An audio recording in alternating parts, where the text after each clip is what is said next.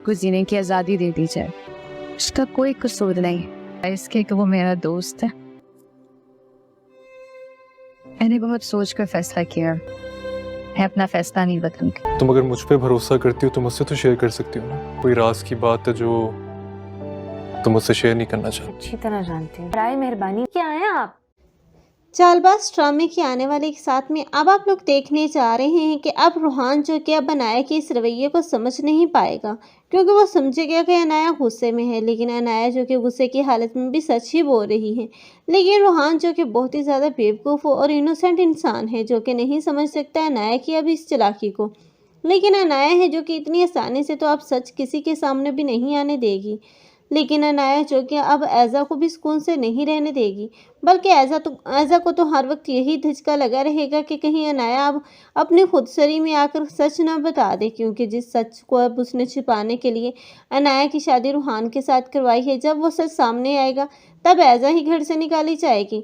लेकिन अब ऐज़ा के साथ तो बुरा होगा, लेकिन उससे बढ़कर अब रूहान जो कि अब इस अनाया से दूर हो जाएगा।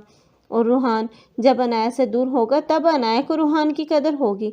तब अनाया को पता चलेगा कि रूहान की उसकी ज़िंदगी में क्या जगह थी और वो उससे मोहब्बत करने लगी थी।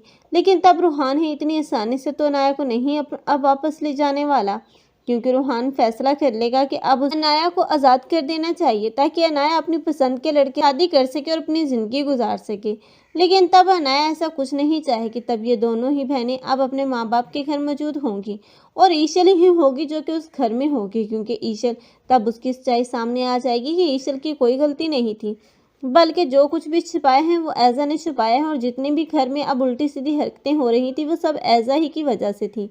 तब ऐसे में ईशल को तो वापस आना ही पड़ेगा और आशिर को ये बात समझ में आ जाएगी कि उसकी भाभी ही थी जो कि दोनों में अब लड़ाई झगड़े करवा रही थी। लेकिन अनाया खुद आएगी अब इस रूहान के पास और उससे माफ़ी मांगेगी अपने गलत रवैये की, और उसे बताएगी कि अब उसे उससे मोहब्बत हो गई और ये शियान जो कि उसे ब्लैकमेल कर रहा है, तब ये रूहान होगा जो कि इस लफ्ज़ के लिए अब पूरी ज़िंदगी ही तरसता रहा। लेकिन अनाया के मुंह से सुनने के बाद अब वो उसे कबूल कर ही लेगा और ख़ुद ही डील करेगा अब इस शियान के साथ, क्योंकि वो नहीं चाहता कि अब उसकी बीवी को किसी किस्म की भी अब परेशानी हो, वो भी किसी की वजह से।